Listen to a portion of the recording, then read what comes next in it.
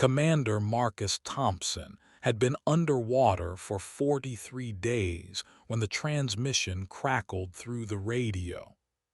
The USS Seahawk, a Virginia-class attack submarine, had been stationed in the North Atlantic, conducting routine patrol operations that had become anything but routine. The crew of 97 men had grown accustomed to the rhythmic hum of the nuclear reactor, the constant recycling of stale air, and the claustrophobic confines of their steel coffin beneath the waves. Marcus had earned his position through 15 years of dedicated service, rising through the ranks with a reputation for level-headed decision-making and unwavering loyalty to his country. At 38, he was younger than most submarine commanders, but his crew respected him. They had to. Their lives depended on his judgment in the unforgiving environment of the deep ocean. The mission had started like any other. Intelligence suggested increased Russian submarine activity in the region, and the Seahawk had been dispatched to monitor and report. What they found instead was a game of underwater cat and mouse that had stretched on for weeks. The Russian Aquila-class submarine had been shadowing them, just as they had been shadowing it. Both crews knew the other was there, but neither had made an aggressive move. That changed on day 43. Lieutenant Commander Sarah Rodriguez, the ship's communications officer, had been monitoring multiple frequencies when she detected the anomaly. The encrypted transmission wasn't coming from their usual command channels. Instead, it originated from a frequency that only a handful of people in the Pentagon had access to. The message was brief, coded, and chilling in its implications. "Sir, you need to hear this," Rodriguez called out, her voice tight with concern. She had been working with Marcus for 3 years, and he had never heard that particular tone from her before. She was unflappable, the kind of officer who remained calm during emergency drills and actual emergencies alike. Marcus made his way to the communications station, his footsteps echoing softly in the confined space. The submarine's lighting cast harsh shadows on the faces of his crew, and he could sense the tension that had been building over the past several days. Extended underwater missions took their toll on everyone, but something felt different this time. "What do you have, Rodriguez?" he asked, leaning over her shoulder to examine the decryption equipment. "It's a black channel transmission, sir. Priority Alpha classification." Her fingers trembled slightly as she handed him the decoded message. The timestamp indicates it was sent directly from the Joint Chiefs. Marcus read the message once, then twice, his face growing pale. The orders were clear and unmistakable. Engage and destroy the Russian submarine with extreme prejudice. No warnings, no attempts at communication, no opportunity for the enemy to retreat. Just a cold, calculated directive to eliminate a potential threat. But something about the transmission troubled him deeply. In his 15 years of service, He had never received such direct orders without proper authentication codes and multiple confirmations. The message felt wrong, incomplete, as if crucial information had been deliberately omitted. The crew watched their commander carefully, reading the concern in his expression. These men had served together long enough to recognize when something was amiss. The submarine's atmosphere grew heavier, as if the weight of the ocean above them had suddenly increased. Marcus folded the message and looked at his watch. According to the timestamp, he had less than 30 minutes to carry out the order. The Russian submarine was within torpedo range, and his crew was ready to execute whatever command he gave them. Something felt terribly wrong about this entire situation. The communications officer continued monitoring the frequencies, her headphones pressed tightly against her ears. She was searching for any additional transmissions that might clarify or contradict the order they had just received. The silence from their regular command channels was deafening. Marcus stood in the center of the control room, surrounded by the men who trusted him to make the right decision. Outside their steel hull, the Russian submarine continued its patrol, unaware that death might be approaching through the dark waters. The weight of command had never felt heavier than it did in that moment. One decision could start a war, while another might cost him his career and the lives of his crew. The torpedo tubes were loaded and ready, awaiting only his command to launch. Time was running out, and Marcus Thompson faced the most difficult decision of his military career. The sonar operator, Petty Officer First Class David Chen, reported the Russian submarine's position with mechanical precision. Contact bearing 270, range 4,000 yards and closing, sir. His voice was steady, professional, betraying none of the tension that filled the air. Marcus acknowledged the report with a nod, his mind racing through the implications of the order he had received. Something about the timing bothered him. Why would the Joint Chiefs issue such a direct strike order without going through proper channels? Why hadn't their regular commanding officer transmitted the message? Rodriguez, run a full authentication check on that transmission, he ordered. I want to verify the source codes and confirm the identity of the sender. Already on it, sir, she replied, her fingers flying across the keyboard. The encryption is legitimate, but I'm having trouble confirming the originating station. The signal routing appears to have been bounced through multiple relays. The executive officer, Lieutenant Commander William Foster, approached Marcus with a questioning look. Foster had been his second in command for 18 months, and the two men had developed a strong working relationship built on mutual respect and trust. Sir, the crew is ready to execute firing solutions on your command, Foster reported quietly. Torpedo tubes 1 and 2 are loaded and primed. We can have fish in the water in less than 60 seconds. Marcus studied the tactical display, watching the slow-moving blips that represented both submarines.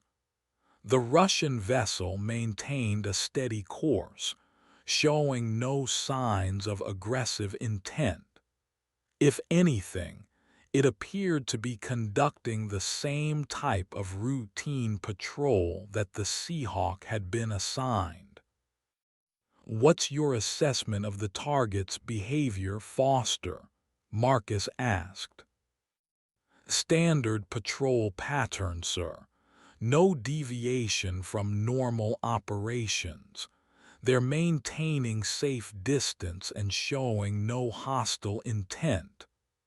Foster paused, then added, "Sir, if I may ask, what's the nature of our engagement orders?" Marcus hesitated before answering. The Black Channel transmission had been classified at the highest levels, but his executive officer had clearance to know about strike orders. Direct elimination command. No warning, no negotiation. Foster's eyebrows rose slightly.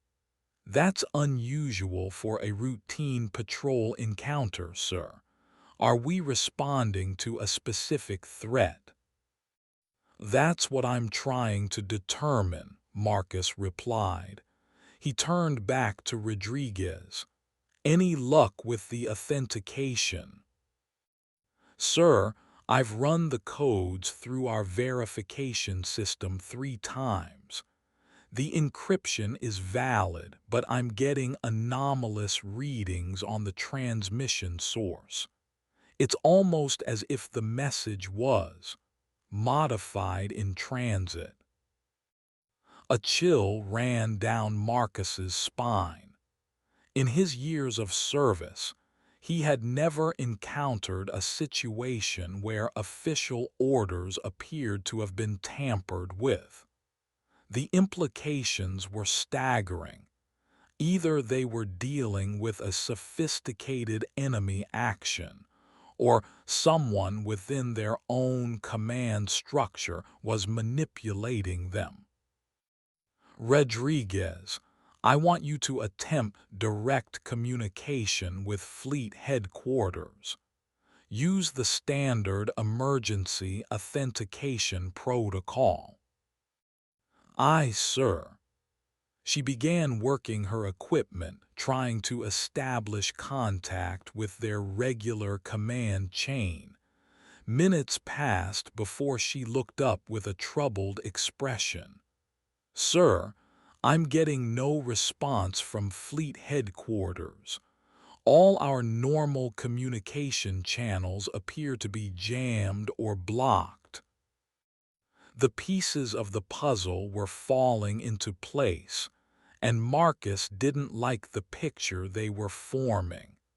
Someone had isolated his submarine from normal command channels and was feeding them what appeared to be fabricated orders.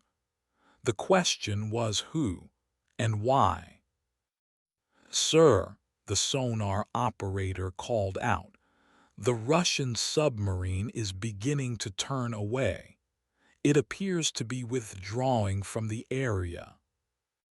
Marcus watched the tactical display as the enemy vessel slowly changed course, moving away from the Seahawks' position. If the Russians had hostile intent, they would be closing distance, not retreating.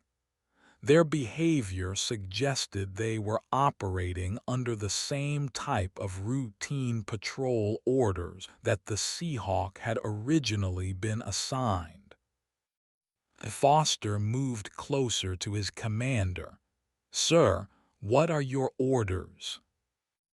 Marcus looked around the control room at the faces of his crew.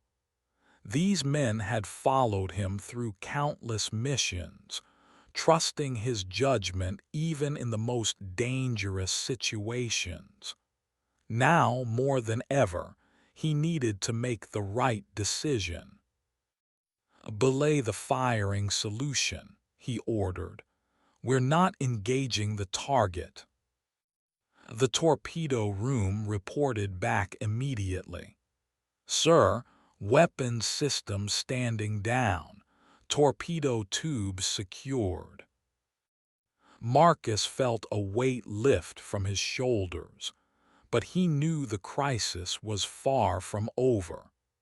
Someone had attempted to manipulate him into starting what could have been a devastating international incident. He needed to find out who was behind this deception and why they wanted to provoke a conflict between American and Russian forces. "Rodriguez, I want you to keep trying to establish contact with fleet headquarters. Use every available frequency and communication protocol. Someone is playing games with us, and I intend to find out who."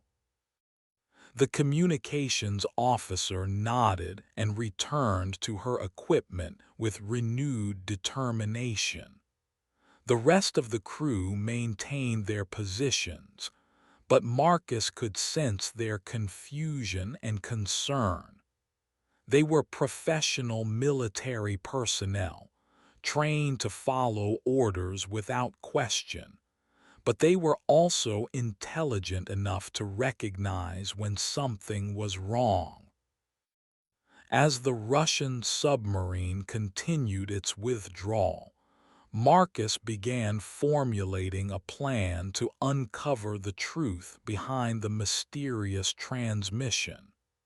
He had prevented what could have been a catastrophic mistake, but the real battle was just beginning. The person responsible for this deception was still out there, and Marcus Thompson was determined to bring them to justice. Over the next several hours, Rodriguez worked tirelessly to establish communication with their regular command structure. She tried every frequency, every protocol, every backup system available to the submarine's communications array. The silence from fleet headquarters was absolute, as if the Seahawk had been completely cut off from the outside world. Marcus paced the control room, his mind working through the possibilities. The sophisticated nature of the communication jamming suggested this wasn't a random act of sabotage. Someone with extensive knowledge of naval communication systems and access to high-level encryption codes was orchestrating this operation. "Sir," Rodriguez called out, "I'm detecting some kind of signal interference that's specifically targeting our normal communication channels. It's almost surgical in its precision, blocking our routine frequencies while allowing the black channel transmission to come through." "Can you trace the source of the interference?" Marcus asked.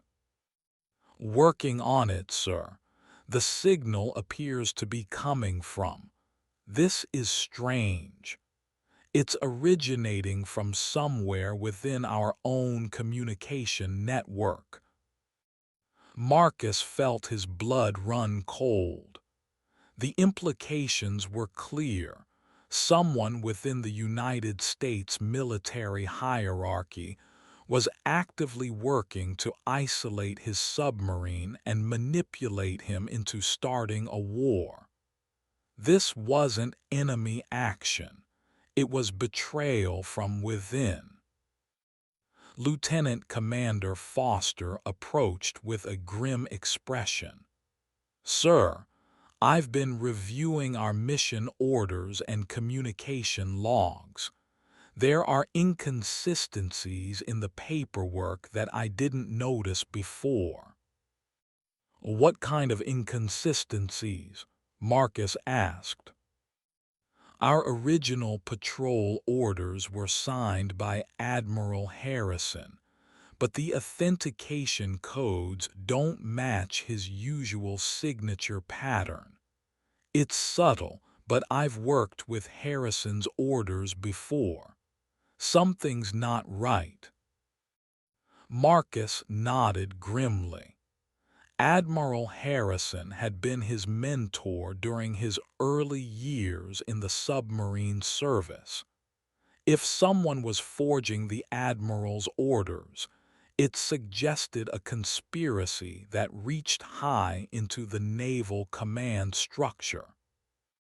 Rodriguez, have you made any progress on establishing outside communication?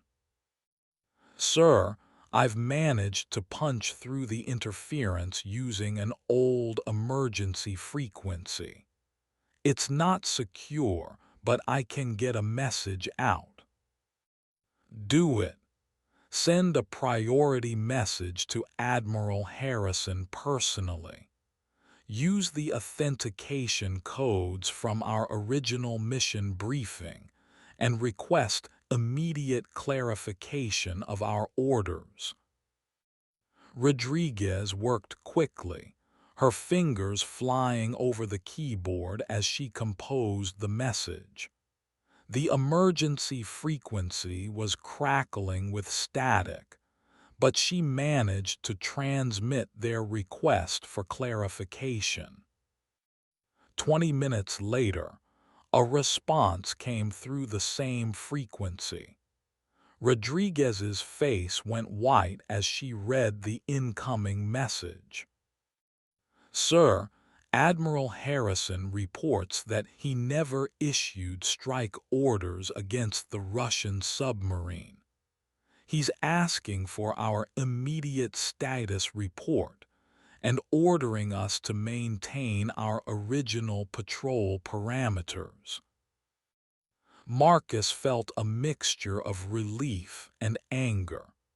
Relief that he had made the right decision in not attacking the Russian vessel, and anger at whoever had tried to manipulate him into starting a war. Rodriguez, ask Admiral Harrison, who has access to the Black Channel communication system. I want to know who could have sent us those fake orders. The response came back quickly, and it was more disturbing than Marcus had expected. According to Admiral Harrison, access to the Black Channel system was restricted to only 5 individuals within the Pentagon. Each transmission required dual authentication from 2 separate sources, making it nearly impossible to forge. Sir, Rodriguez said quietly, Admiral Harrison is asking if we still have the original Black Channel transmission. He wants to run a full forensic analysis on it. Marcus retrieved the message from his pocket and handed it to Rodriguez. Transmit every detail of that message to Admiral Harrison. I want to know who sent it and how they managed to bypass the authentication systems. As Rodriguez worked to transmit the information, Marcus began to piece together the conspiracy that had nearly resulted in disaster. Someone with high-level access to naval communication systems had deliberately isolated his submarine and fed him false orders. The question was whether this was a lone actor or part of a larger conspiracy. The sonar operator reported that the Russian submarine had completely withdrawn from the area, apparently unaware of how close it had come to being attacked. Marcus realized that if he had followed the false orders, the international incident could have escalated into a full-scale conflict between two nuclear powers. "Sir," Foster said quietly, "what do you think is behind all this?" Marcus looked at his executive officer, considering how much to reveal. Someone wanted us to attack that Russian submarine.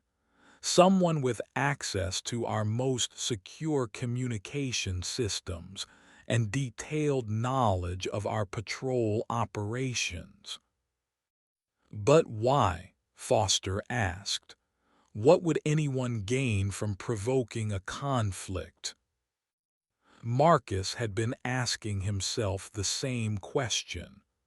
"I don't know yet, but I intend to find out. This isn't over, Foster. Someone tried to use us as pawns in a much larger game." The communications officer looked up from her station with a concerned expression. "Sir, Admiral Harrison is requesting that we maintain radio silence and return to port immediately. He's scrambling a full investigation team to meet us when we dock." Marcus nodded, understanding the gravity of the situation.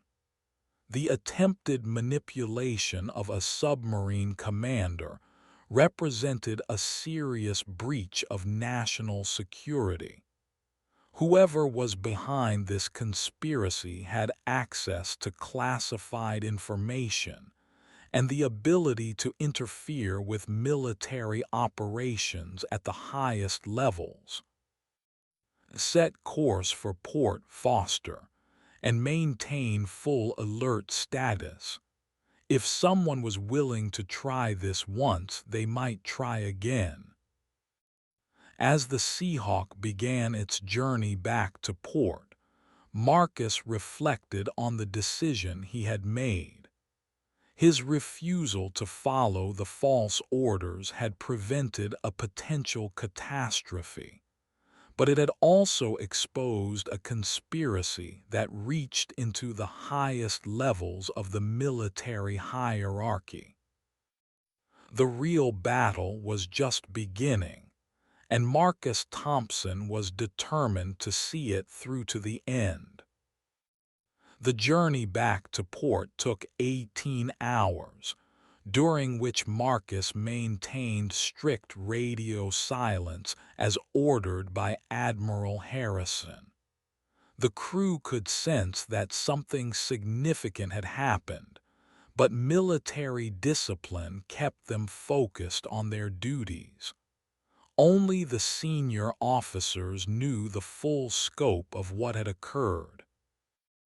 As they approached the naval base, Marcus could see unusual activity on the docks.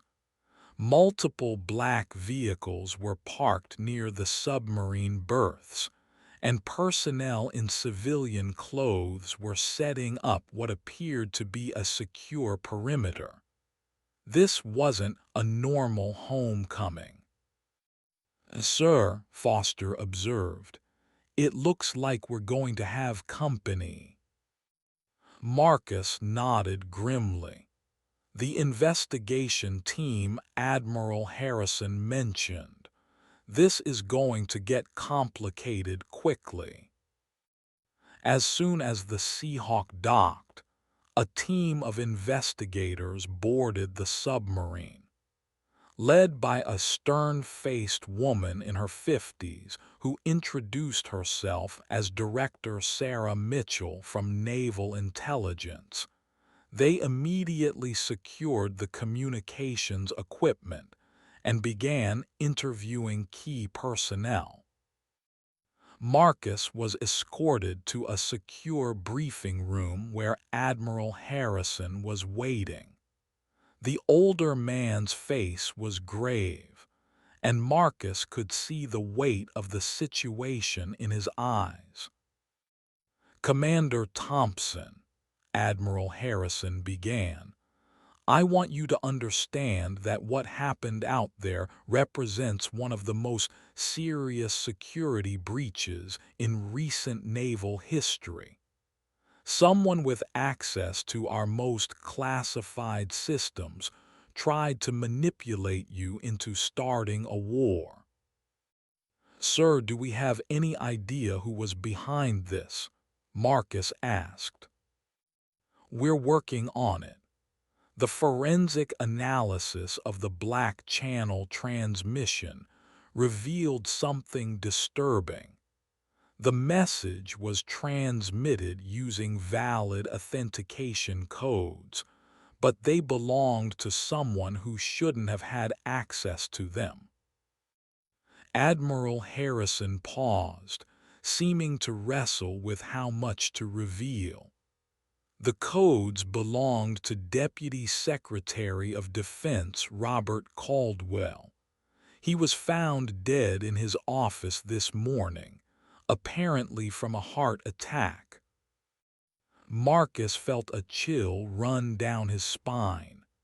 "Sir, are you suggesting that someone killed him to get access to his codes?" "We're not ruling anything out. The timing is too convenient to be coincidental. Someone wanted those codes, and they were willing to kill for them." Director Mitchell entered the briefing room, carrying a thick folder of documents. "Commander Thompson, we've completed our preliminary analysis of the incident. We need to ask you some questions about your decision-making process." For the next 3 hours, Marcus underwent intensive questioning about every aspect of the mission. He explained his suspicions about the false orders, his decision to verify the authenticity of the transmission, and his ultimate refusal to attack the Russian submarine. "Commander," Director Mitchell said finally, "your actions likely prevented a war, but we need to understand how someone was able to manipulate the system so effectively." Marcus thought carefully before answering. "Ma'am, whoever did this had intimate knowledge of our communication protocols and timing. They knew exactly when and how to isolate us from normal command channels while feeding us false orders."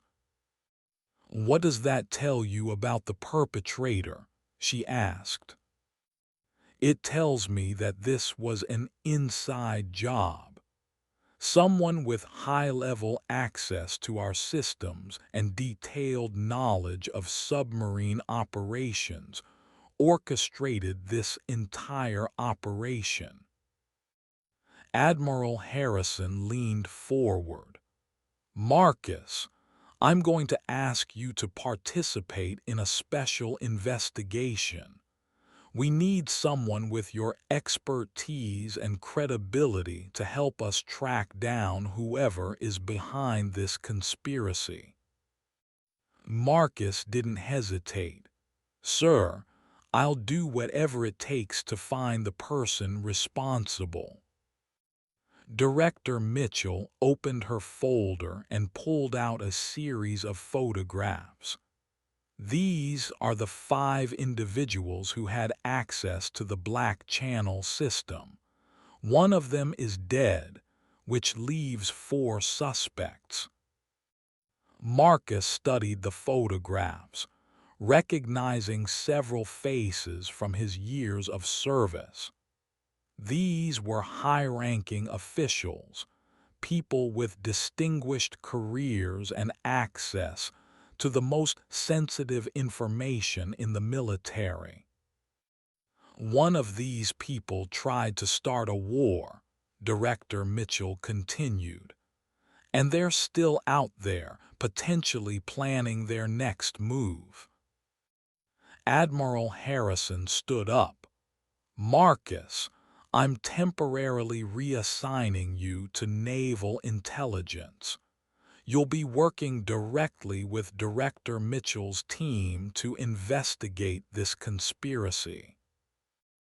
As Marcus left the briefing room, he realized that his submarine career was about to take a dramatic turn.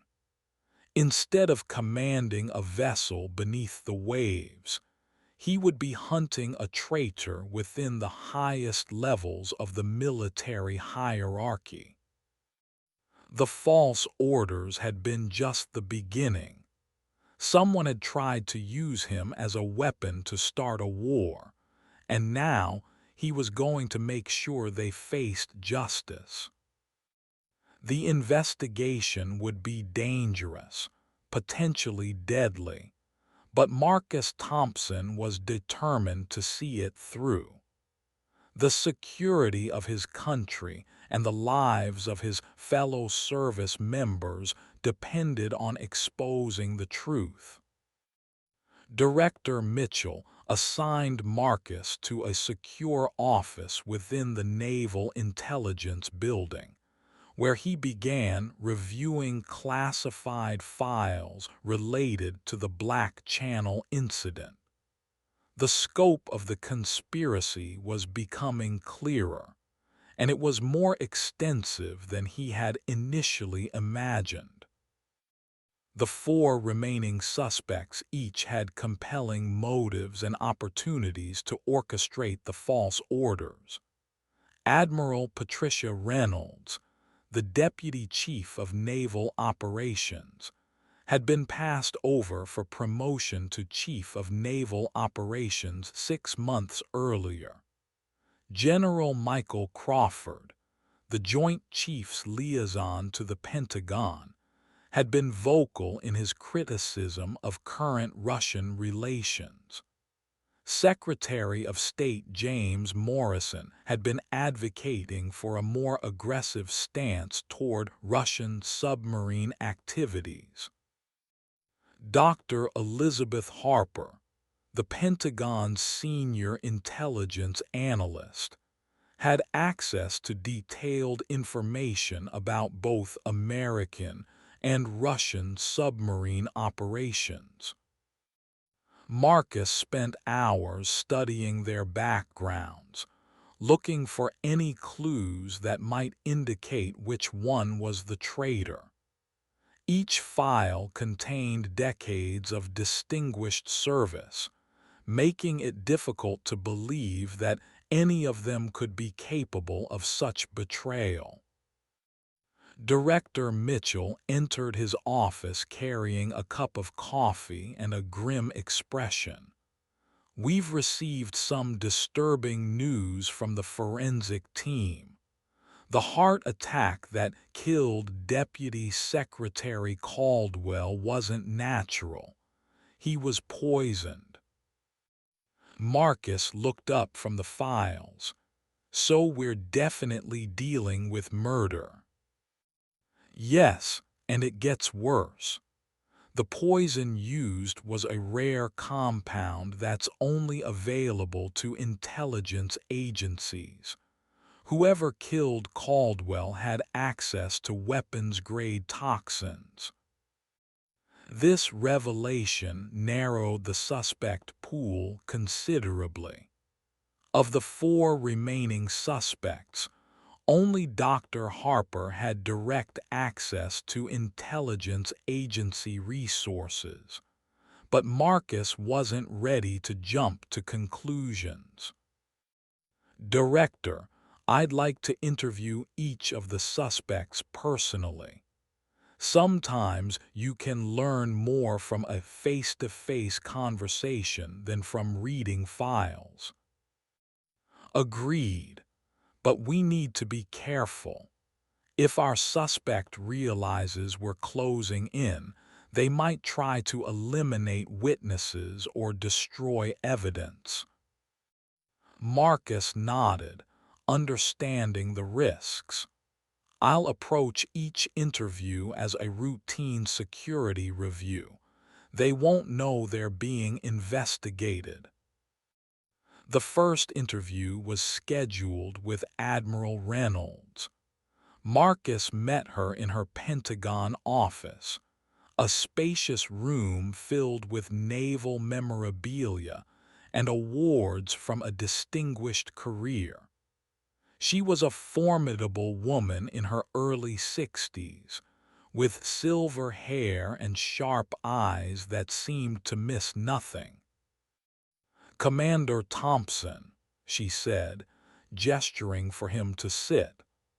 "I understand you're conducting security reviews related to the Black Channel incident." "Yes, ma'am. I'm trying to understand how someone could have gained access to the system and used it to transmit false orders." Admiral Reynolds leaned back in her chair. "It's a serious breach, no question. The fact that someone was able to manipulate the authentication codes suggests intimate knowledge of our security protocols." Marcus studied her carefully, looking for any signs of deception. "Ma'am, can you think of anyone who might have had both the access and the motive to orchestrate something like this?" "That's a difficult question, Commander. The people with Black Channel access are among the most trusted individuals in the military. It's hard to imagine any of them being capable of such betrayal." The conversation continued for another 30 minutes, but Marcus learned little that wasn't already in her file. Admiral Reynolds seemed genuinely concerned about the security breach and eager to help with the investigation. His second interview was with General Crawford, who received him in a conference room at the Joint Chiefs headquarters. Crawford was a tall, imposing man with a reputation for aggressive tactics and direct communication. "Commander, I'll be honest with you," Crawford said without preamble. "I think we've been too soft on the Russians. Maybe whoever sent those orders had the right idea, even if they went about it the wrong way." Marcus felt a chill at the general's words. "Sir, are you suggesting that attacking the Russian submarine would have been justified?" "I'm suggesting that sometimes decisive action is necessary to protect our interests. The Russians have been testing our resolve for years. Maybe it's time we showed them some consequences." The interview with Crawford lasted over an hour, during which the general expressed increasingly hawkish views about Russian relations. He seemed to believe that military confrontation was inevitable, and that the United States should act first. Marcus left the interview with serious concerns about Crawford's state of mind. The general's aggressive attitude toward Russia could certainly provide a motive for orchestrating false orders to attack a Russian submarine. The third interview was with Secretary Morrison, who met Marcus in his State Department office. Morrison was a career diplomat, soft-spoken and thoughtful, with a reputation for seeking negotiated solutions to international conflicts. Commander, this incident represents a serious threat to our diplomatic relations with Russia, Morrison said. If you had followed those false orders, it could have set back our peace efforts by decades. Marcus found Morrison's concern about diplomatic implications refreshing after Crawford's aggressive stance. Sir, in your opinion, who would benefit from increased tensions with Russia? That's a complex question. There are certainly military contractors who profit from increased defense spending, and some politicians who use foreign threats to advance their careers. But I can't imagine anyone in our position being willing to start a war for personal gain. The interview with Morrison reinforced Marcus's impression that the Secretary of State was genuinely committed to peaceful relations with Russia. His diplomatic background and moderate views made him seem like an unlikely candidate for orchestrating military aggression. The final interview was with Dr. Harper, whom Marcus met in her secure office within the Pentagon's Intelligence Division. Harper was a brilliant analyst in her 40s, with multiple advanced degrees and a reputation for uncovering complex conspiracies. "Commander Thompson," she said, "I've been following your investigation with great interest. The sophistication of this operation suggests we're dealing with someone with extensive intelligence training." Marcus was immediately struck by her analytical approach to the situation. "Dr. Harper, who do you think could have orchestrated something like this?" "Based on the evidence, I'd say we're looking for someone with access to both intelligence resources and detailed knowledge of submarine operations.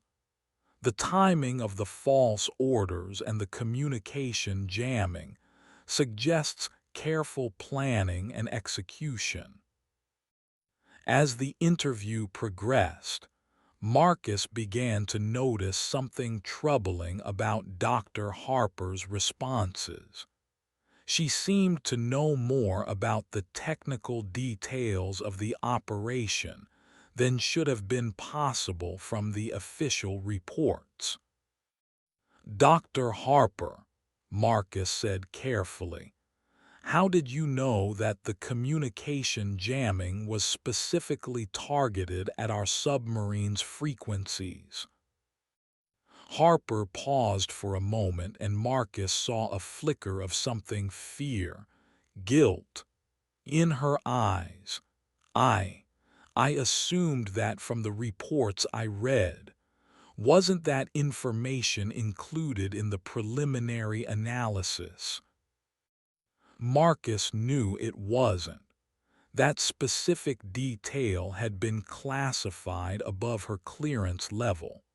Dr. Harper had just revealed knowledge that she shouldn't have possessed.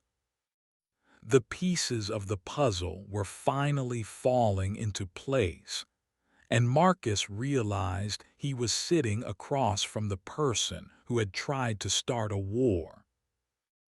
Marcus kept his expression neutral, but his mind was racing.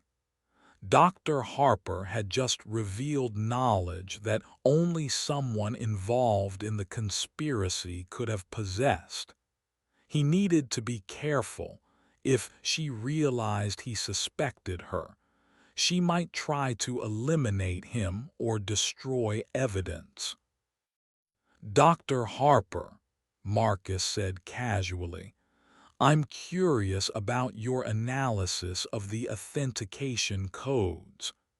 How do you think someone could have obtained Deputy Secretary Caldwell's codes? Harper's eyes narrowed slightly. That's a good question. The codes are heavily protected, but someone with the right resources and intelligence background could potentially intercept them. What kind of resources would that require? Marcus pressed. Oh, sophisticated surveillance equipment, access to secure communication networks, possibly some kind of inside information about Caldwell's routines and security protocols. Marcus noticed that Harper was describing exactly the kind of resources available to someone in her position. That sounds like it would require someone with intelligence agency access. Possibly, Harper agreed, but it could also be a foreign intelligence operation. The Russians have been trying to penetrate our systems for years. Marcus found it interesting that Harper was trying to deflect suspicion toward foreign actors. Dr. Harper, if you were planning an operation like this, how would you go about it? Harper leaned forward, seeming to relish the intellectual challenge. Well, first I'd need to identify the target, in this case, a submarine with a commander who might be susceptible to manipulation. Then I'd need to isolate the submarine from normal communication channels while feeding it false orders that seemed authentic. And how would you accomplish the communication jamming? I'd need access to the naval communication network and detailed knowledge of the submarine's frequency assignments. I'd also need to time everything perfectly to avoid detection.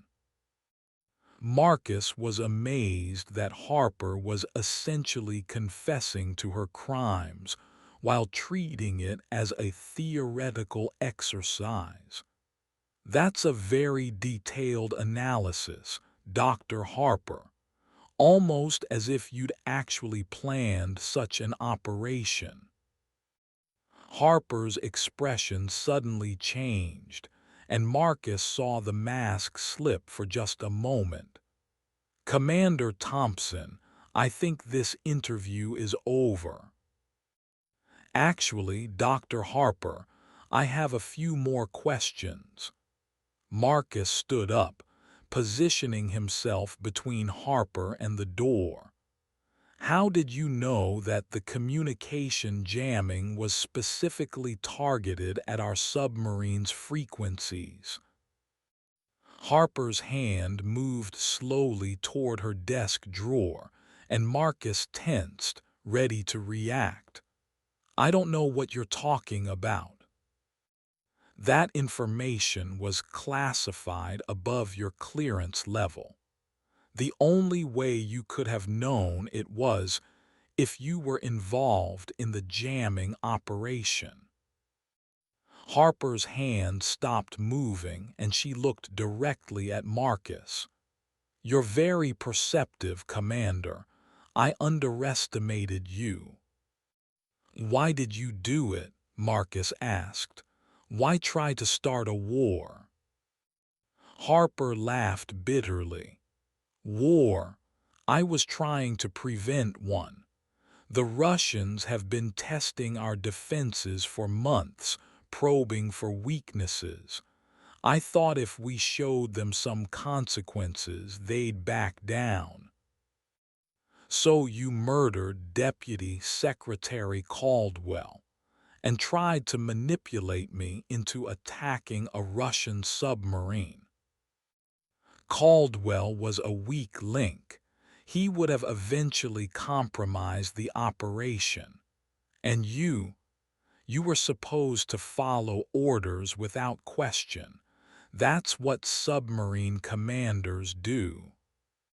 Marcus shook his head. You're wrong about that. Good commanders question orders that don't make sense. Harper's expression hardened. You have no idea what you've done. You've allowed the Russians to continue their aggressive posture unchecked. More American lives will be lost because of your failure to act. The only failure here was your betrayal of everything we swore to protect, Marcus replied. You violated your oath and murdered a colleague to satisfy your own paranoid delusions. Harper suddenly lunged for her desk drawer, but Marcus was ready. He tackled her before she could reach whatever weapon she had hidden there. They struggled briefly before Marcus managed to pin her to the floor. Director Mitchell, Marcus shouted, knowing that the intelligence chief was monitoring the interview from the next room. The door burst open, and Director Mitchell entered with two armed agents. They quickly secured Harper, who had stopped struggling and was staring at Marcus with a mixture of hatred and grudging respect. Dr. Elizabeth Harper, Director Mitchell said formally, you're under arrest for the murder of Deputy Secretary Robert Caldwell and for attempting to manipulate military operations with false orders. As they led Harper away, she looked back at Marcus one final time. You think you've won, Commander, but this is far from over. There are others who share my views about Russian aggression. Marcus watched her disappear down the hallway, feeling a mixture of relief and concern. They had caught the immediate threat, but Harper's final words suggested that the conspiracy might be larger than they had realized. Director Mitchell approached Marcus with a concerned expression. Good work, Commander. How did you know she was our suspect?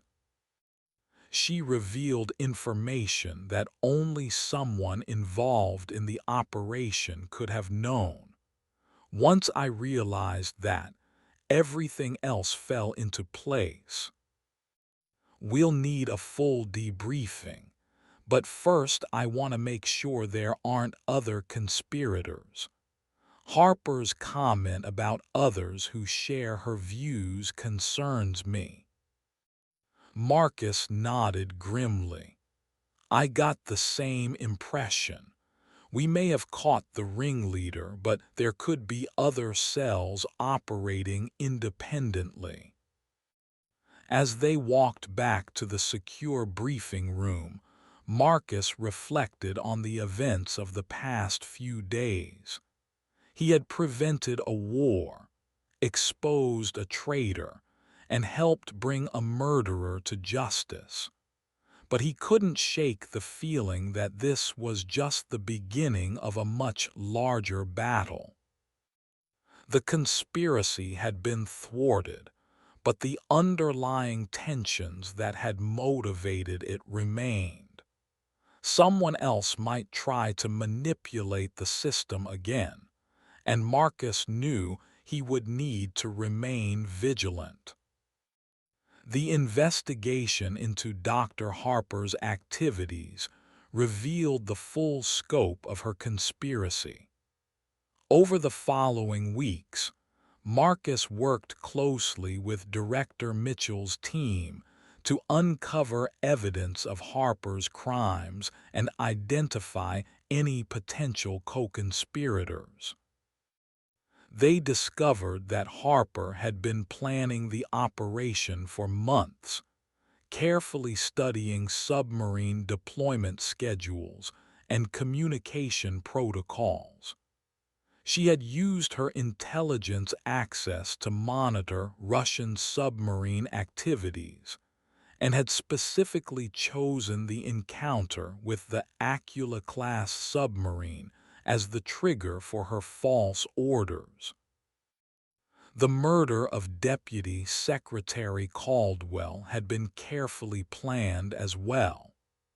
Harper had used her knowledge of intelligence agency resources to obtain the rare poison that killed him, making it appear like a natural heart attack. She had then used his authentication codes to transmit the false orders to the Seahawk. "What I don't understand," Marcus said during one of their briefing sessions, "is how she thought she could get away with it. The authentication systems would have eventually revealed her involvement." Director Mitchell looked up from a pile of evidence files. According to her confession, she believed that once you attacked the Russian submarine, the escalation would be irreversible. She thought the investigation would focus on the international crisis rather than the source of the orders. She was willing to start a war to cover up her crimes.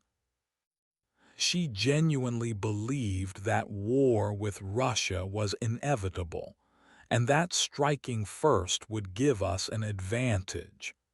In her mind, she was serving her country's interests. Marcus shook his head. "The scariest part is that she almost succeeded.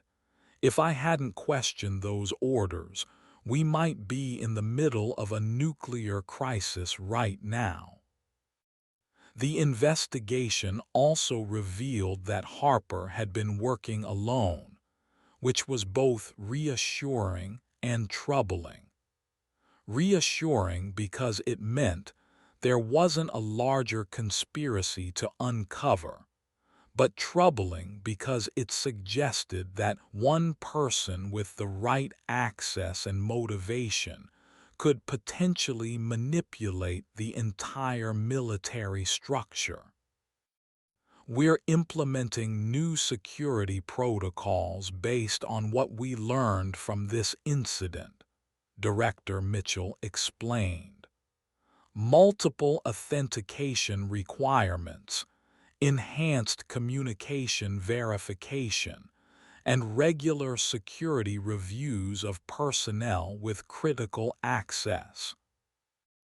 As the investigation wound down, Marcus found himself facing a career decision. Admiral Harrison had offered him a choice: return to submarine duty or remain with naval intelligence to help prevent future security breaches.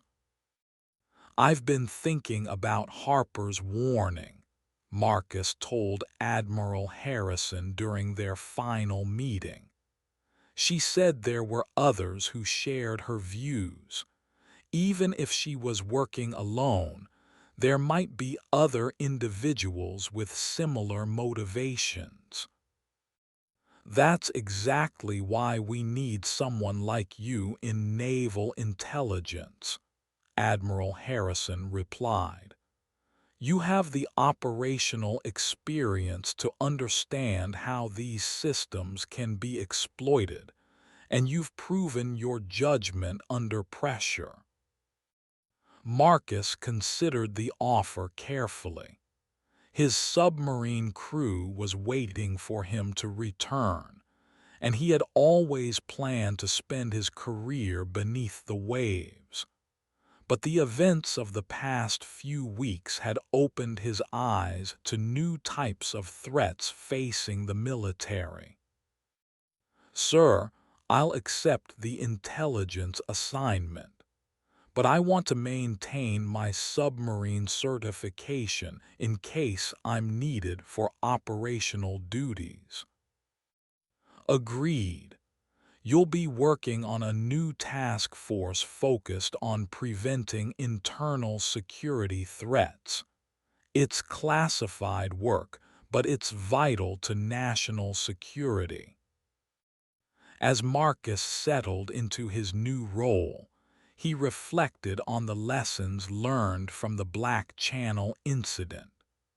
The most sophisticated security systems in the world were only as strong as the people who operated them. Trust was essential for military operations, but it also created vulnerabilities that could be exploited by those willing to betray their oath. The case of Dr. Harper had been closed, but Marcus knew that the threat of insider manipulation would always exist. His job now was to help identify and prevent future attempts to exploit the trust that held the military together.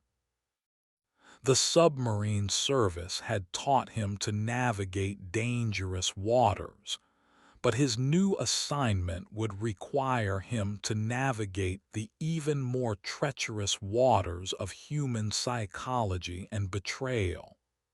It was a different kind of warfare, one where the enemy could be sitting in the office next to you. 6 months after the Harper incident, Marcus had settled into his new role as a senior investigator with the Naval Intelligence Security Division. His office was located in a nondescript building in Arlington, Virginia, where he worked alongside a team of analysts and investigators tasked with identifying potential insider threats. The work was challenging and often frustrating.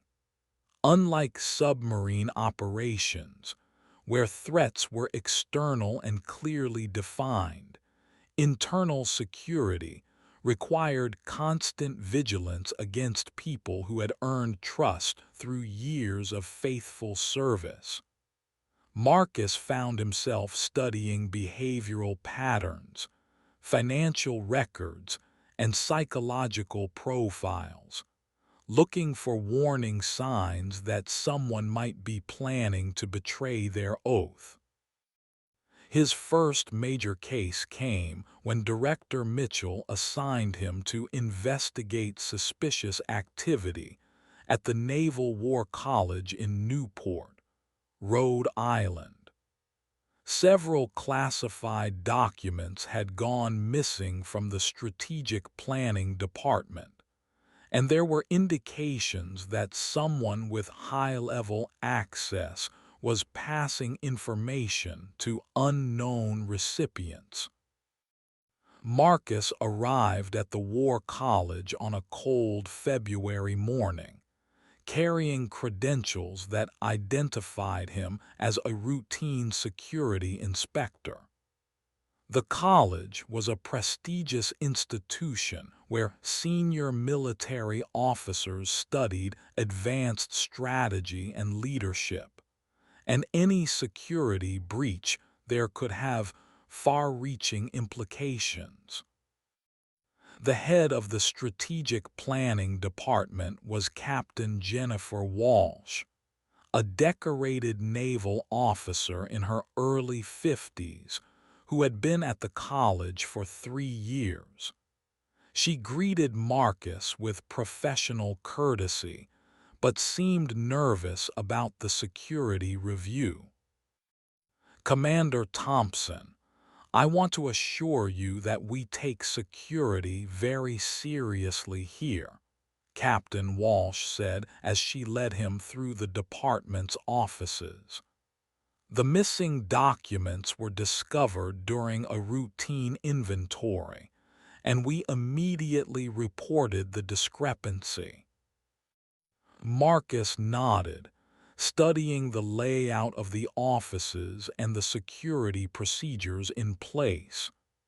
Captain, who has access to the documents that went missing?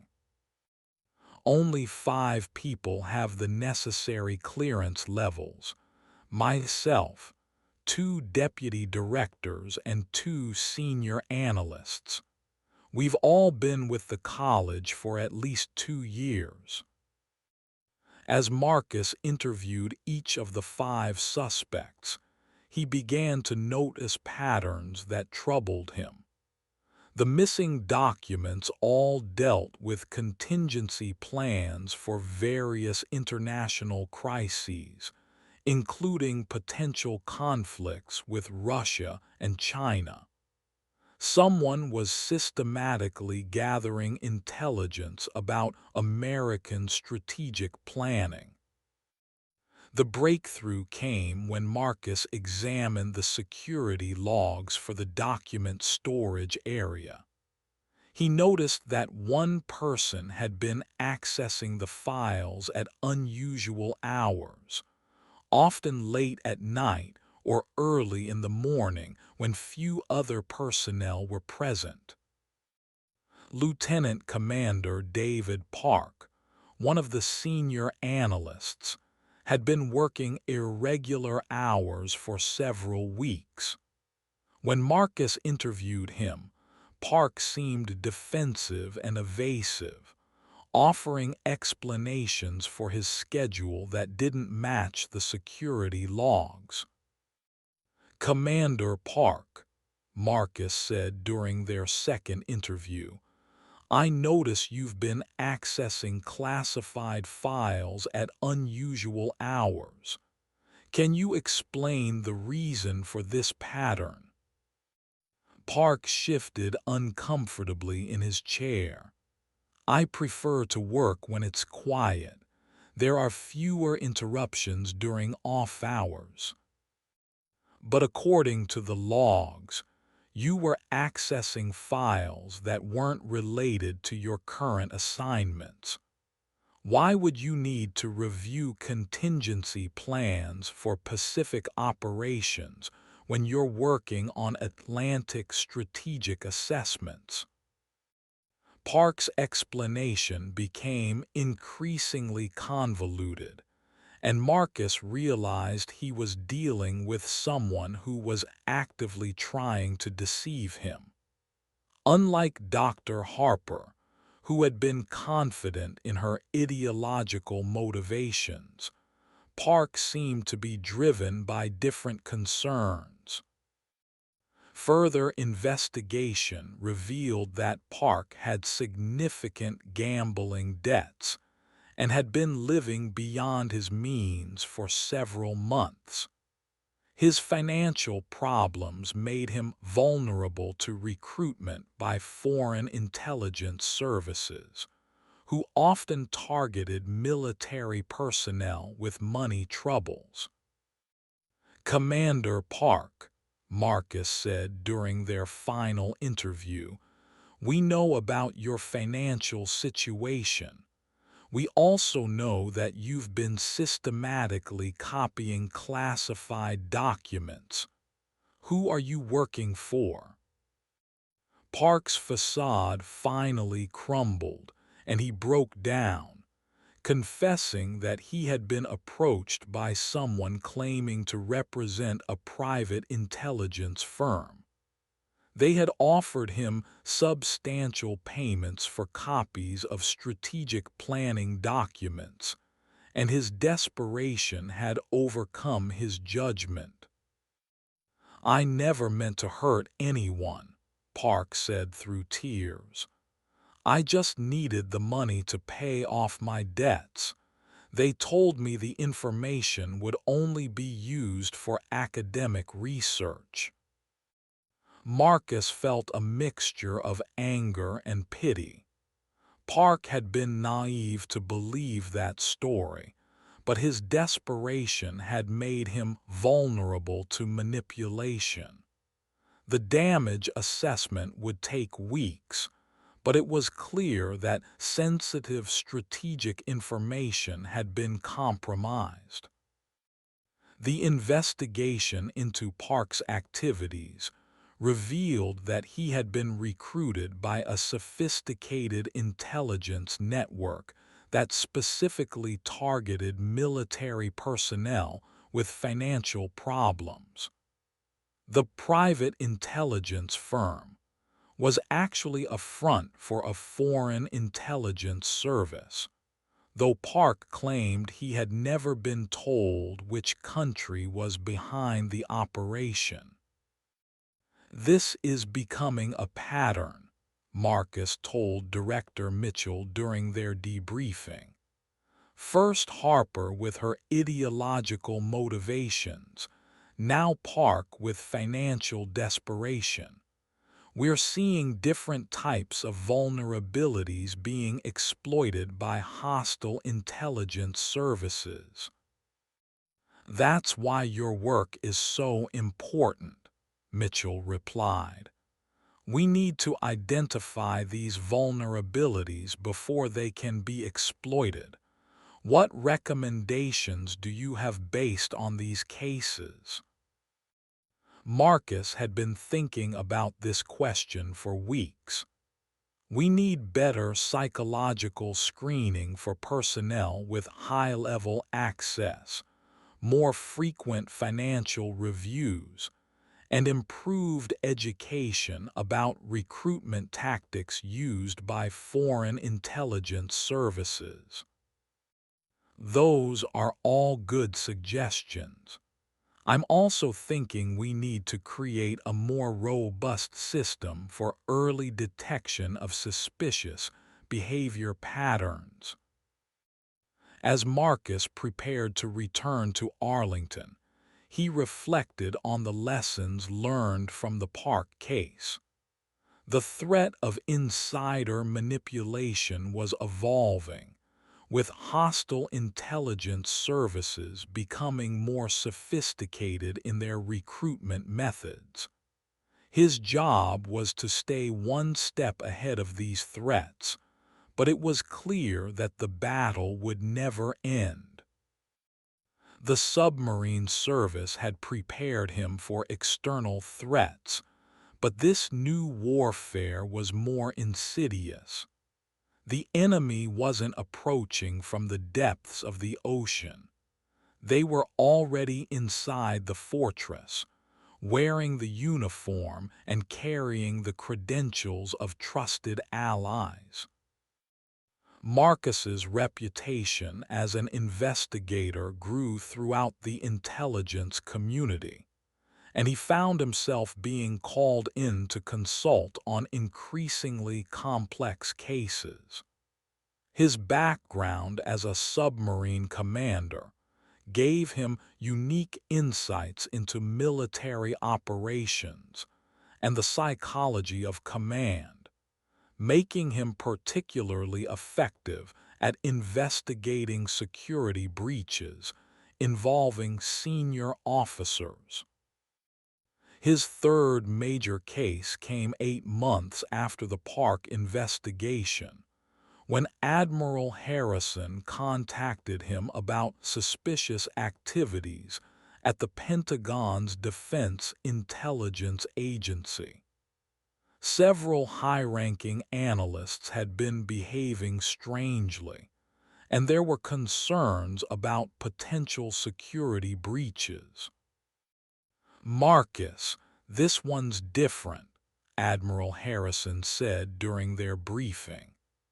"We're not dealing with a lone individual or even a simple recruitment operation.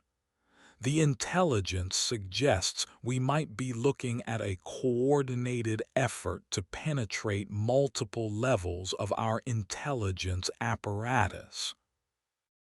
Marcus felt a familiar chill. "Sir, are you saying we're dealing with a spy ring?" "That's what we're trying to determine.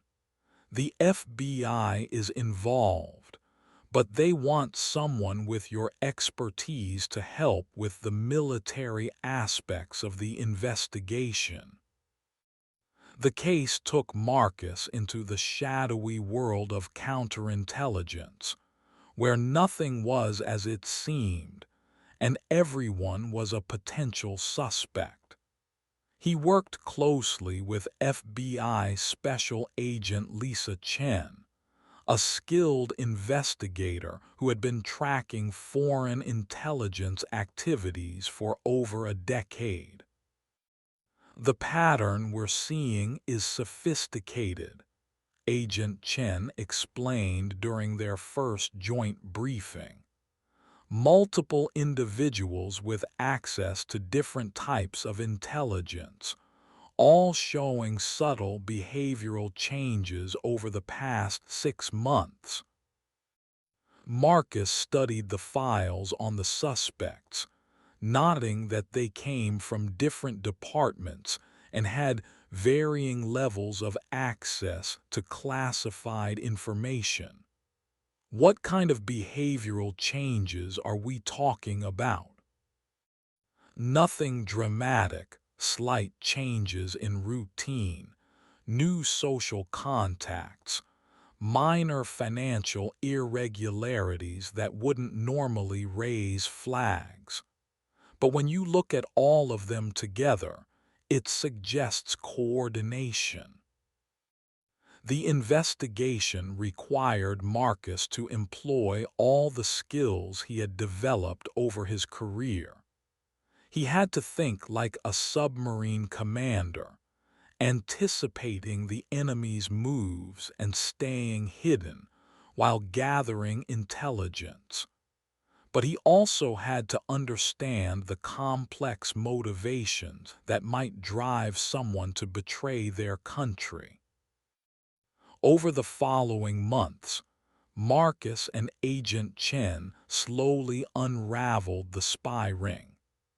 They discovered that the operation had been in planning for over 2 years, with foreign intelligence services carefully selecting and recruiting personnel who had access to different aspects of American intelligence capabilities.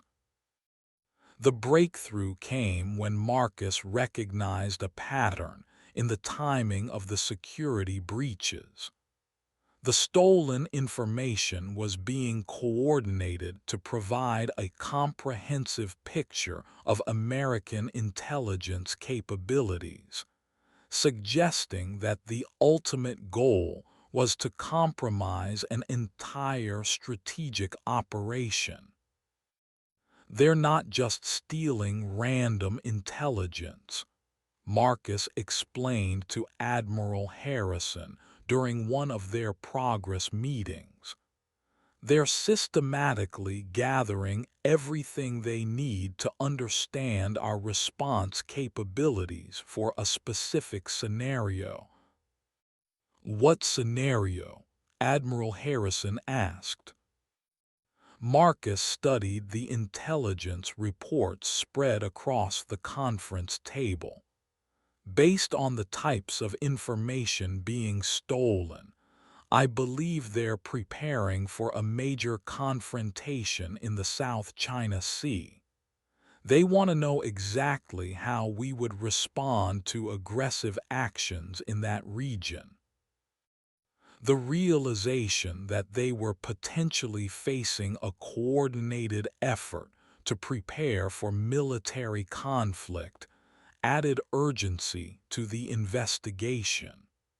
Marcus and Agent Chen worked around the clock to identify all members of the spy ring and determine the extent of the intelligence compromise.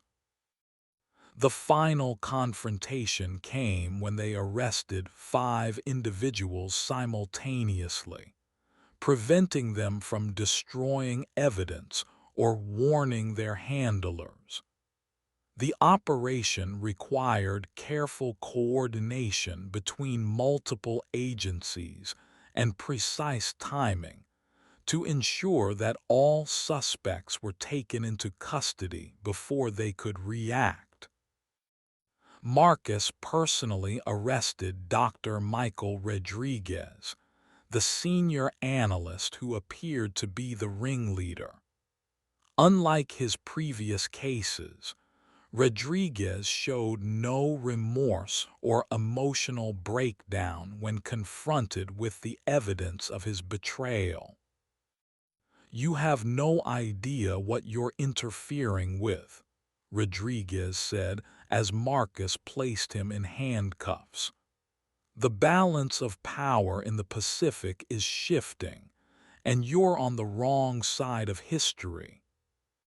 Marcus looked at the man who had sworn an oath to protect American interests, but had chosen to betray his country instead. "The only thing I know is that you violated your oath and endangered the lives of American service members. That's all I need to know." As the spy ring members were led away, Marcus reflected on the evolution of the threats he had been fighting. From Dr. Harper's ideological extremism to Park's financial desperation, to Rodriguez's apparent geopolitical calculations, each case had revealed different vulnerabilities in the security system. The work was taking its toll, but Marcus knew it was essential. Every case he solved potentially prevented a larger catastrophe, and every security breach he identified helped strengthen the system against future attacks. Director Mitchell approached him as the arrests were being processed. "Excellent work, Marcus. This investigation prevented what could have been a major intelligence disaster." "Thank you, ma'am. But I have to ask, how many more networks like this are operating that we don't know about?" Mitchell's expression was grim. "That's the question that keeps me awake at night. Your job is to help us find them before they can do irreparable damage." As Marcus prepared for his next assignment, he realized that his career had taken him into a type of warfare that most military officers never experienced. He was fighting battles that would never be publicized, protecting secrets that the public would never know existed, and preventing disasters that history would never record. The submarine service had taught him to operate in the depths, but his new career required him to navigate the even murkier depths of human betrayal and international espionage. It was dangerous work, but Marcus Thompson had found his calling in protecting the country he had sworn to serve. The 3 years following the spy ring investigation established Marcus as one of the military's most effective counterintelligence investigators. His unique combination of operational experience and investigative skills made him invaluable in cases involving military personnel, and his reputation extended throughout the intelligence community. Director Mitchell had promoted him to Deputy Director of Internal Security, a position that gave him oversight of all insider threat investigations within the Department of Defense. The work was demanding and often disturbing, as Marcus regularly encountered people who had chosen to betray the trust placed in them. His most challenging case came when he received a late-night call from Admiral Harrison, who sounded more concerned than Marcus had ever heard him. "Marcus, We have a situation that requires your immediate attention. I can't discuss it over the phone, but I need you at the Pentagon within the hour." Marcus drove through the empty streets of Washington, wondering what kind of crisis could require such urgent attention. When he arrived at the Pentagon, he was escorted to a secure conference room where Admiral Harrison was waiting with several other senior officials. "Marcus, what I'm about to tell you is classified at the highest levels," Admiral Harrison began. "We have reason to believe that someone within the Joint Chiefs of Staff is passing classified information to foreign intelligence services." Marcus felt his blood run cold. The Joint Chiefs represented the highest level of military leadership, and a security breach at that level could compromise virtually every aspect of American military operations. "Sir, what kind of evidence are we talking about?" "Intelligence intercepts suggest that detailed information about our strategic planning is being shared with hostile foreign powers. The level of detail indicates that the source has access to the most sensitive military planning documents." Marcus studied the faces of the other officials in the room, recognizing the gravity of the situation. How many people have access to that level of information? Fewer than 20 individuals, including the Joint Chiefs themselves, their immediate staff, and a handful of senior advisors.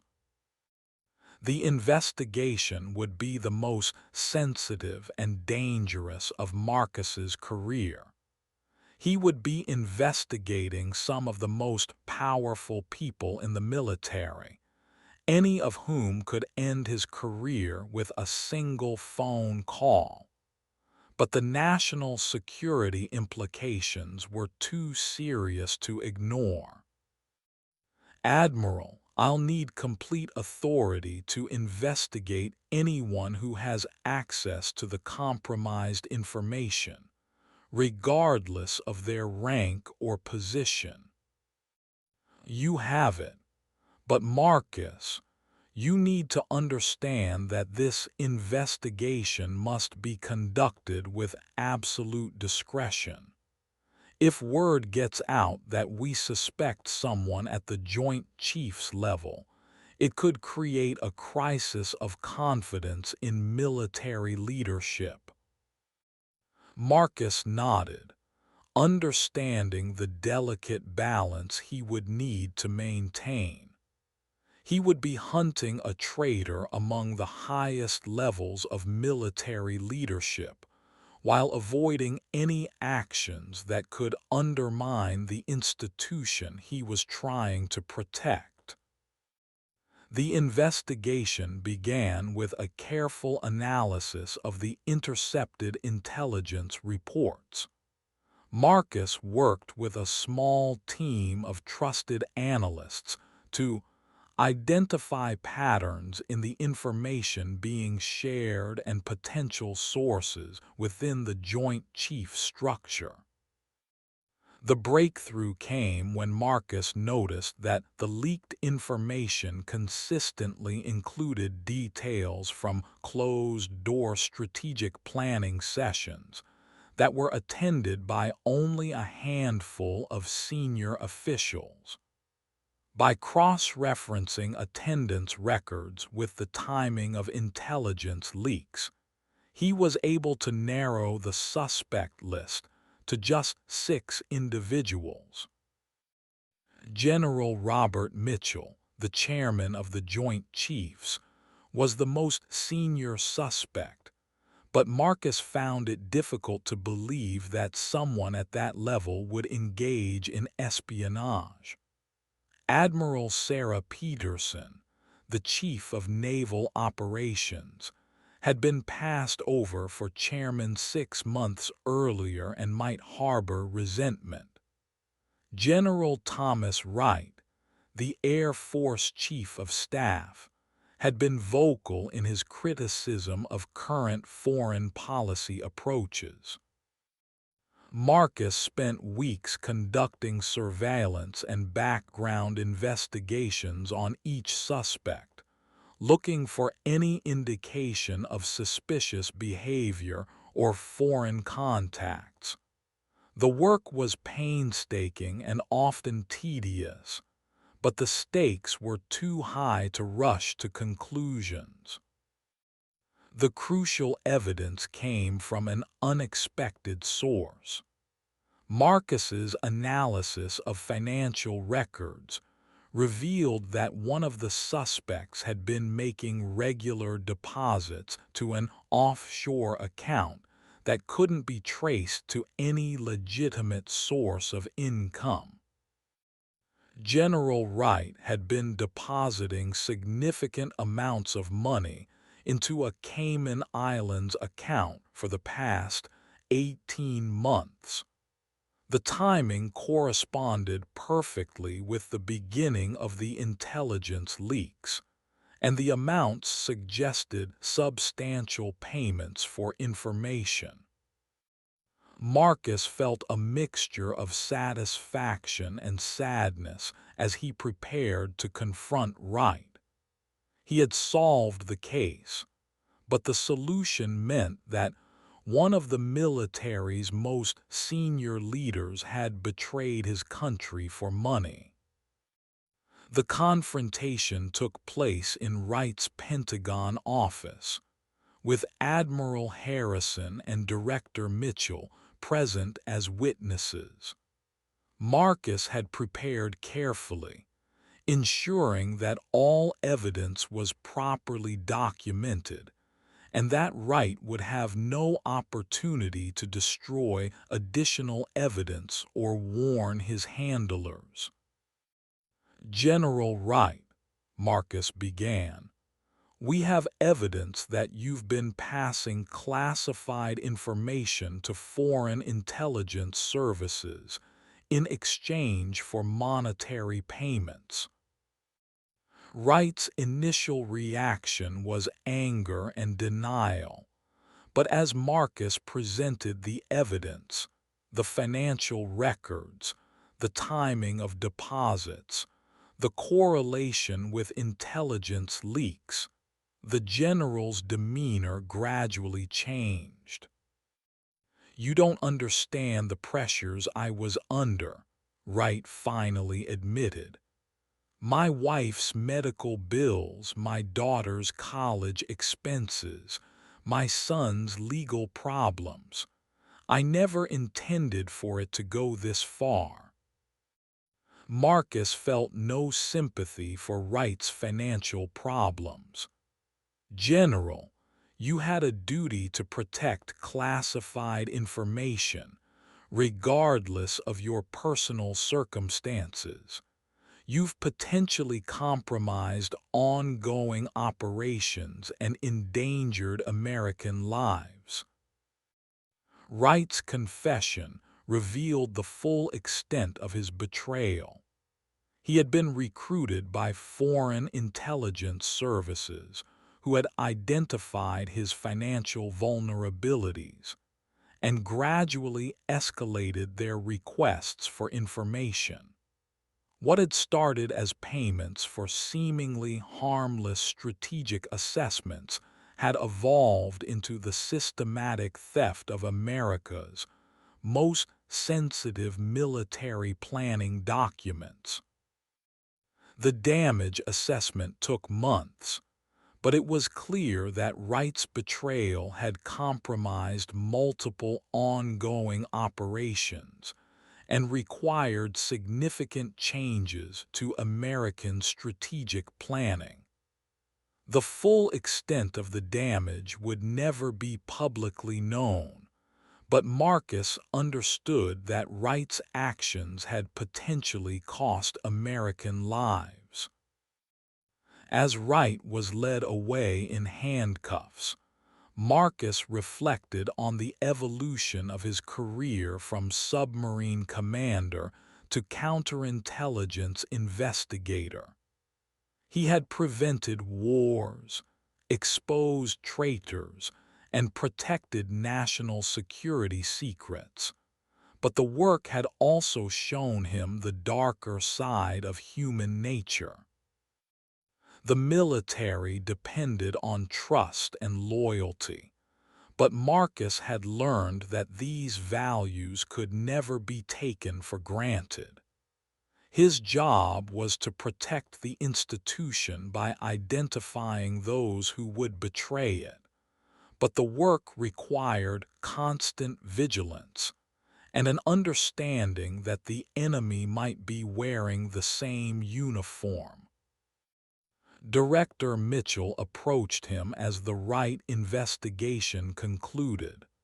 "Marcus, you've done exceptional work over the past few years, but I have to ask, how do you maintain your faith in the system when you see so much betrayal?" Marcus considered the question carefully. "Ma'am, for every traitor I've caught, I've worked with dozens of people who are genuinely committed to protecting our country. The betrayals are shocking because they're exceptions to the rule, not the norm." "That's a healthy perspective. What's next for you?" Marcus had been thinking about his future and the toll that counterintelligence work was taking on his personal life. "I think it's time for me to return to operational duty.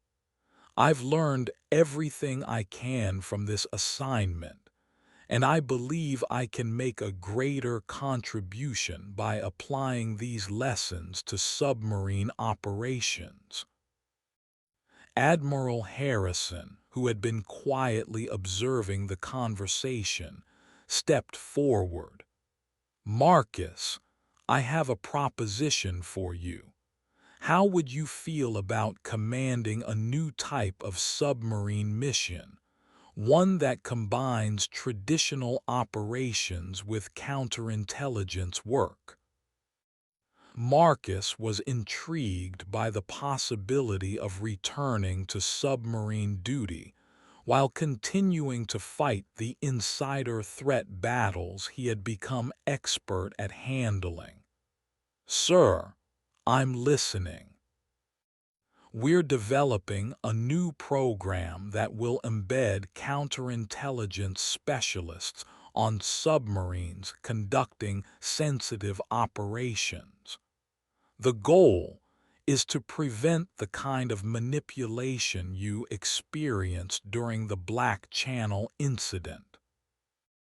Marcus realized that his career had come full circle. The false orders that had nearly started a war had led him into counterintelligence work, and now that experience would return him to the submarine service with new skills and perspectives. "Sir, I accept the assignment. When do I start?" As Marcus prepared for his return to submarine duty, he reflected on the lessons learned from his years in counterintelligence. The threats facing the military were evolving, and new approaches were needed to address the insider threat problem. His experiences with Harper, Park, Rodriguez, and Wright had taught him that betrayal could come from anyone, motivated by ideology, money, or personal grievances. But his work had also shown him that the vast majority of military personnel were genuinely committed to protecting their country. The betrayals were shocking precisely because they violated the trust and loyalty that held the military together. Marcus Thompson was ready to return to the depths, but this time he would be hunting a different kind of enemy, one that might be serving alongside him in the cramped confines of a submarine. His unique combination of operational experience and counterintelligence expertise would make him invaluable in protecting both his crew and the classified operations they would be conducting. The submarine service had shaped him into a leader, but his counterintelligence work had taught him to be vigilant against threats from within.